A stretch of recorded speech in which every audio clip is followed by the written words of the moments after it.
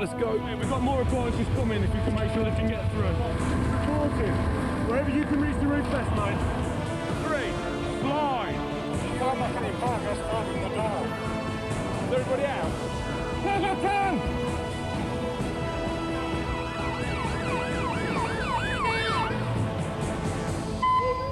Warwickshire Fire and Rescue Service receives over 8,000 calls a year.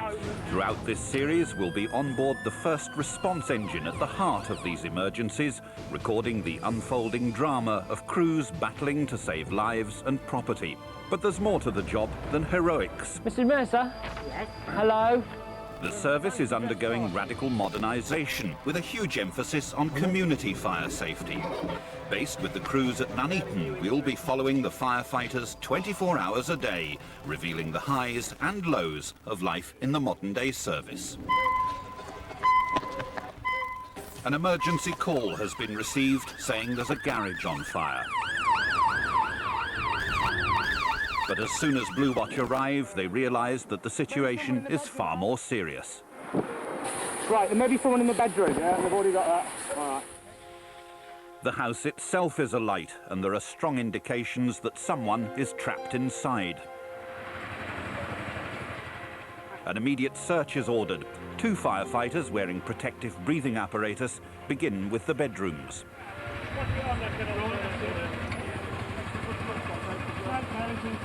The life of anyone inside rests on how quickly this BA team can find them. Yeah. In such choking black smoke, chances of survival diminish by the second. Here.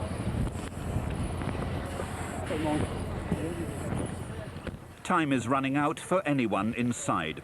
A second crew is sent in to help and begins a search downstairs. Yes, sir! No one! Take your time!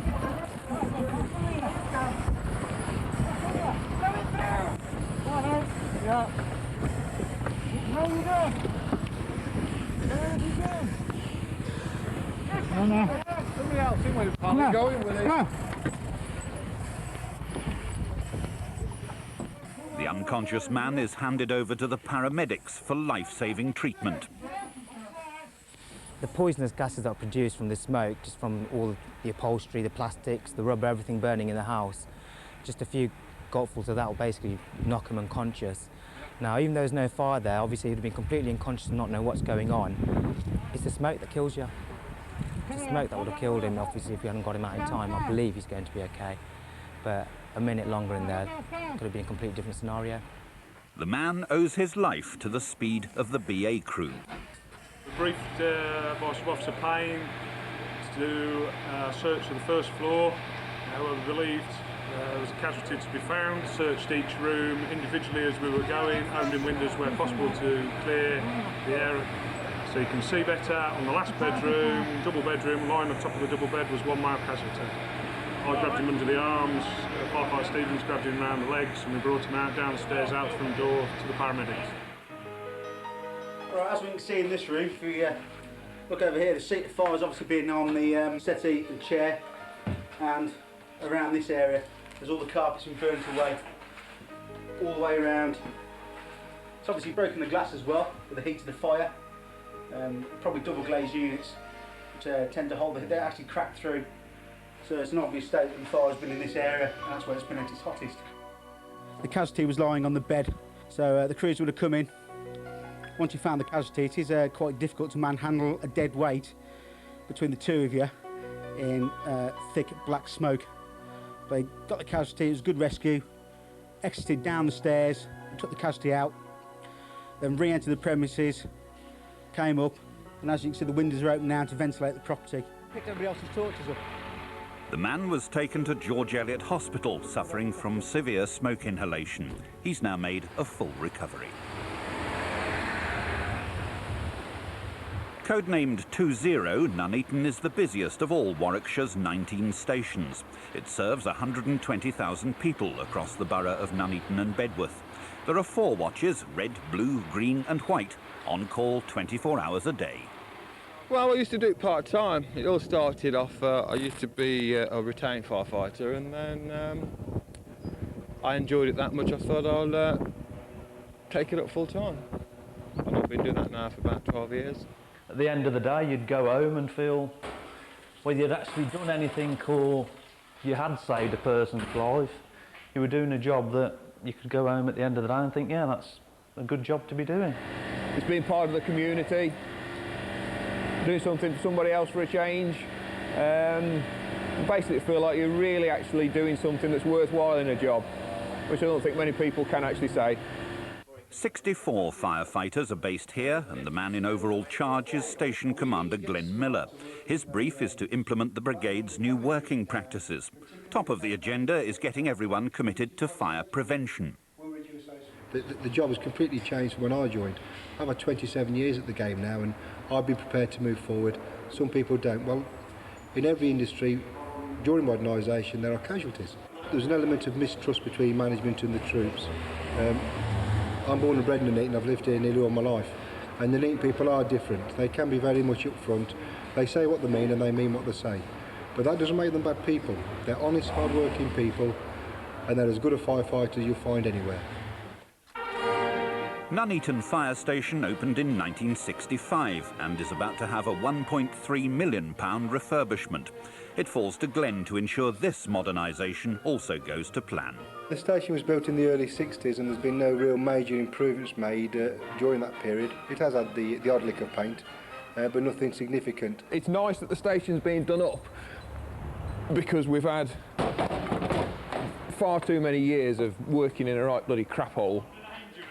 The kitchen is the first area to be renovated at a cost of £30,000. The kitchen was an absolute disgrace before we had the new kitchen utensils and equipment and new cooker. You see, we have to cook our food. We can't really walk down to the town and have an hour off. We're here on duty. So it's a massive investment that's going into the kitchen. We cater for about 16 firefighters on a daily basis, where they prepare and cook their own food.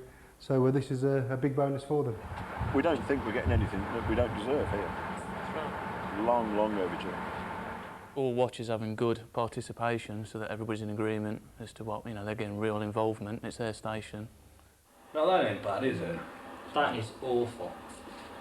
It's not the best. No. I like that one. Yeah, I've got to say, I like that one. We'll do that then. Should we just pass that on to Glenn and say we like that one? Yeah. At the end of the day, I mean, I should be probably out of here within the next 6 to 10 years, but what we're leaving here is a building for the next 30 to 40 years. So it's been important that we've had the consultation process with the firefighters and that they've had a good say in the development of the whole site. But at the end of the day, it's took bloody 18 months so far, and we've not seen a great deal from it, to be honest with you. There are days that I'd rather not come to work, but I think everybody suffers those days.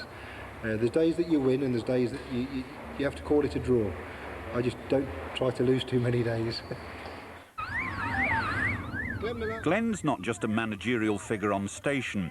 In his role as an incident commander, he has to be on call. Just an informative that there is one heavy goods vehicle that's overturned, one male casualty tracked, and we're using heavy rescue equipment to try and free it. My job is to go there just to make sure that we have sufficient resources to deal with the incident and to make sure that the crews are dealing with it efficiently and in a safe manner. Make an assessment when we get there. If the incident's going well, then we may leave it in the hands of whoever's in charge. If we need to tweak a little bit or bring additional resources in, or if things aren't going as well as they should, then I will take command. Fire control. Yeah, Oscar 20 in attendance. Okay, sir. The articulated lorry has careered off a bridge on the M6 and crashed down onto the A road below. The driver's still trapped in his cab. How are we doing? Well, basically what's happened here is, for some unknown reason, the driver has indicated to come off the motorway onto the hard shoulder. From what the witnesses has told us, he's left the hard shoulder, and when it's onto the hard shoulder, he's put his four-way flashes on, and then for some reason he's just gone down the bank and ended up in the position you can see down there. The driver's still in the cab. We're going to get him out shortly. He's not physically trapped, but he has got spinal and back injuries, so we're making sure that we don't aggravate those injuries. We'll bring him out on a spinal board, or we'll assist the ambulance to bring him out with a spinal board and get him off to hospital. I believe we've called for the air ambulance, so on this occasion we may get a more speedy returned back to the hospital for diagnosis and treatment of his injuries. Derek, we have had a thorough look underneath, haven't we, to make sure there's absolutely nothing underneath there. So I'd hate to get this one out and find out there's something, you know, motorcyclist, cyclist, pedestrian. So you can have a quick look, but just to make sure. So from where I've had a look, nothing. Okay. I mean, you'd be extremely unfortunate, wouldn't you?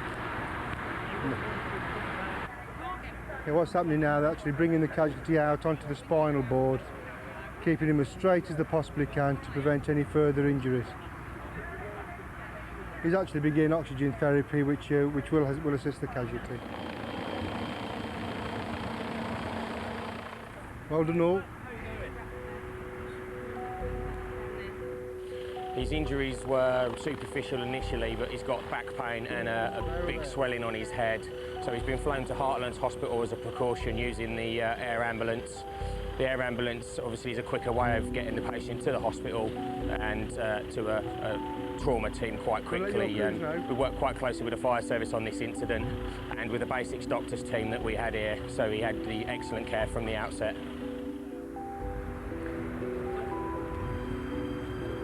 Right, you can tell highways there has been a quantity of diesel that does need recovery from the road.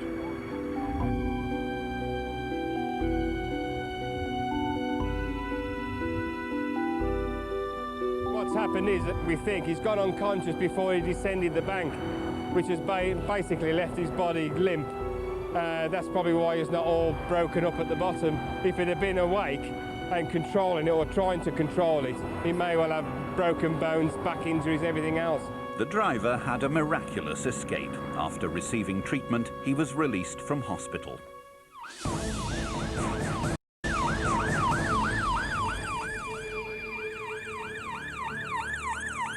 It's the early hours of the morning, and Red Watch has been scrambled to what appears to be a trail of deliberately set fires. The building site has already been the target of previous arson attacks, but it looks like this one's going to be the most costly of all. An expensive fire, that is. 2 fully crewed fire engines are needed to limit the damage as quickly as possible. Getting access up the unmade road is the first hurdle. Okay, don't breathe the rubbish in.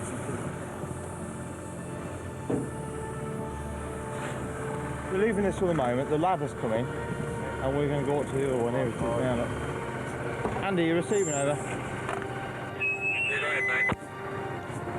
Yeah, this mechanical digger that we're sitting by at the moment, we've put the fire out. Can we leave that with you? Because you won't get past to get up to the next fire, which is in front of us over. It's 4:30 in the morning. We've been called out to this building site. It's several times that we've been called out now, and this time it's plastic underground piping that hasn't been laid. There's also a mechanical excavator being set on fire. There's no reason why plastic pipes would catch fire. There's no ignition source. It's outside. 51. At the end of the day, when the public dial 999, they get a full fire appliance full of very, very highly skilled firefighters. I've got no problems with that. Dealing with firefighters on a day-to-day basis, they all react differently and they respond differently. And it's just a case of trying to find out what makes them respond, how to get the best out of them. In Warwickshire, over half of all fires are started deliberately. It's another malicious fire, this time at a warehouse in Anstey Common. It's not just the lives of people living nearby which are in danger. The building has become extremely unstable. Glenn is very concerned for the safety of his crew. We've sent crews in from the front of the building to put a covering jet in to prevent the fire spreading to the terraced houses, which are about 20 feet from the back of the building. The big concern we have at the moment is that the roof's collapsed, that some of the brickwork is collapsing and the building is unstable. You see that brickwork in particular in the middle? Now, we don't know what that's sitting on it, but you ought to warn those or withdraw them. The hardest part and the bit that I enjoy the most are one and the same thing, it's managing people. But the bottom line is paper doesn't push back. These people push back. They're great people, they're good firefighters, but it takes a certain skill to manage people. Derek, can you withdraw your BA men? Withdraw your BA men, there's dangerous brickwork in there, there's a chimney. That brickwork there is unstable. I want you down this end. As incident commander, Glenn takes responsibility for the safety of his men. He supervises the safe demolition of the burned-out shell, pointing out any unforeseen hazards. It's about working with people. It's not about beating them with sticks. It's about working with people to get the best out of them. And I think that's where one of my strengths are. 1, 2, 3! That's down. Chris gone. Well done, gang. Okay, start clearing the timber from the right-hand side of those beams now. You can make a walkway through. Well done. The nearby flats are out of danger. The clear-up's under control. Now there's just one job left for Glenn. I'll also be responsible later on for carrying out an investigation into the cause of the fire, which in this one will appear to be quite easy, as there has been a number of youths seen running away from the lock-up, and are being interviewed by the police. Warwickshire's Fire Chief Brian Hibbert has spent the last 3 years trying to modernise the service. Today, it's Judgment Day. Her Majesty's Inspector is on his way to scrutinise the results. It's a nervous time. Performance targets must be met. The role of the fire service traditionally is to receive a call, open the doors, go out of the doors, deliver the service, come back and close the doors. That's the traditional role of the fire service, which most people know about. But our role has changed fundamentally over the last 2 to 3 years, in as much that we concentrate so much on engaging with the community in the interest of driving the risk and the calls down. And that's what all of us in Warwickshire get out of bed to do, and that's to reduce the risk to members of the public and also to reduce the risk to our firefighters as well.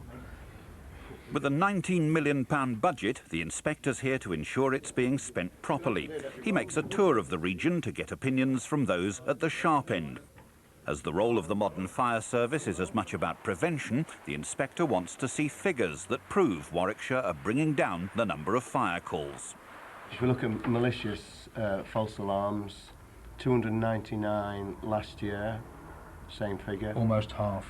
So you could, in fact, set yourselves a more robust target in the forthcoming year. We could do, yeah. And Nuneaton is a very, very busy station in Warwickshire's terms. It goes to twice as many fires as any other whole-time station. There's an awful lot more community fire safety work being done, and hopefully in the next couple of years we'll start seeing the results change. One of their community initiatives, which will no doubt score highly with the inspector, is Firebreak, a 12-week day release course for teenagers, run by firefighters based at Nuneaton. So once more, hats, fire tunic, leggings, boots on, and stand at the back of the appliance. It aims to give youngsters a different learning experience outside school. I want to be in the fire service, so if I fill in an application form, I can just say I went on a fire induction day thing, so I know about the safety and what to do in a fire and that lot. I wanted to join it because I wanted to build my self-confidence, because I'm not very confident and I thought it might help. Feel comfortable? Yeah. Squat down. Okay, not too tight? No. Not too baggy? A bit baggy, but I'll be all right. The discipline is always there, it's got to be there. And in a way, certain discipline's got to be in the fire service, because you're relying on others to, if need be, save your life. And you can't afford to ask questions. That's something we've got to do with the students. We tell them straight away that we'll never ask them to do anything without a reason. And if they ask why, then we'll turn around and say, well, do what you're asked. If you don't understand why after you've done it, then we'll explain. Squad, about, turn. Fire to left, quick, march. Squad, out. Supposed to be a team, and at the minute you're not together. We'll get there. The idea of today's exercise is to give them some trust in other people, because they're going to have to rely on the crew that are on the boat for all their information, because he'll be throwing the boat about. It'll be a new experience for them. In response to the rising number of flood incidents, Warwickshire now has its own boat squad. Firefighters frequently train here at Draycott Water near Rugby. Wicked, cool, fast, very. At Coventry's Baggington Airport, confidence and, more importantly, their teamwork skills are put to the test. Okay, ready? Here, the students get the chance to experience firefighting firsthand. Okay, and a bounce. Ready? Let's go with it. It looks to me like they're enjoying themselves tremendously, and that's the whole point of the course, for them to come along, get out of the school routine, build confidence, bring them out as a person and really enjoy themselves. And as you can see, they're enjoying themselves. And inject it in. Inject it in this flame there, that's it. Spray it around their bottom bit as well. That's it, we're out now. But there's more to the job than fighting flames. Doing a bit of community relations, a bit of PR. We're watering the football pitch. There's a game on or something, so we're going to help them out a little bit. That's what you do, isn't it? And hopefully the Borough will win.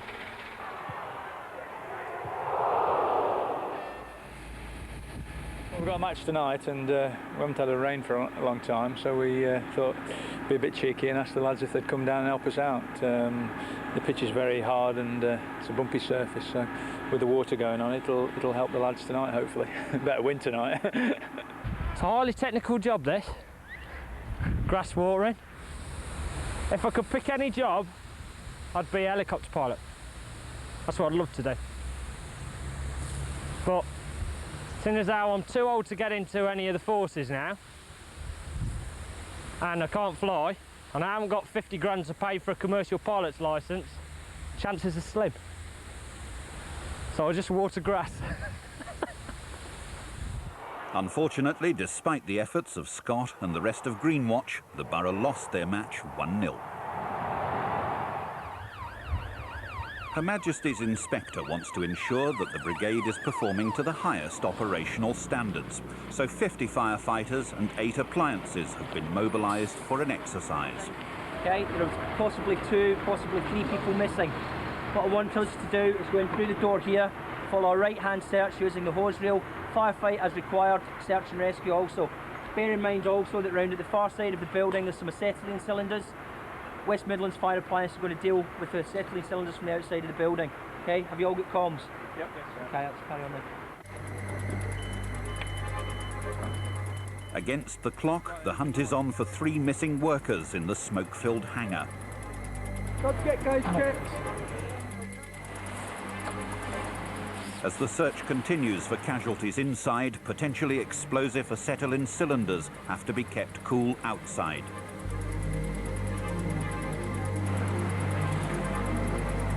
The last of the dummy casualties has been found.